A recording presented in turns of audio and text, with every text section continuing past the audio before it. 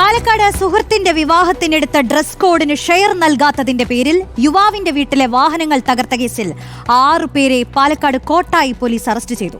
കീഴത്തൂർ സ്വദേശി മൻസൂറിന്റെ വീട്ടിലെ വാഹനങ്ങൾ തകർത്ത കേസിലാണ് നടപടി. മൻസൂറിന്റെ സഹോദരൻ മുബാറക്കും സുഹൃത്തുക്കളും തമ്മിലായിരുന്നു ഡ്രസ് കോഡുമായി ബന്ധപ്പെട്ട് തർക്കമുണ്ടായത്. അറസ്റ്റ് ചെയ്ത പ്രതികളെ കോടതിയിൽ ഹാജരാക്കി റിമാൻഡ് ചെയ്തു.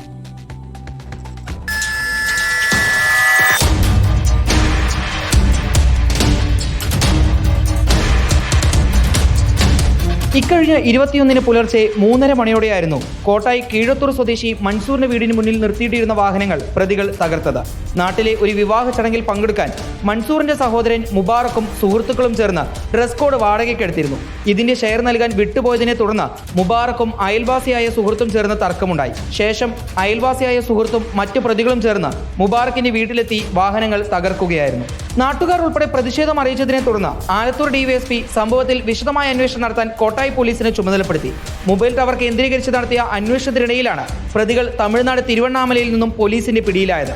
R Shyamaprasad, A Muhammad Ameer, H Muhammad Rafi, R Sagar, J Vaishakh, S Fazil എന്നിവരെയാണ് കോട്ടായി പോലീസ് അറസ്റ്റ് ചെയ്തത്.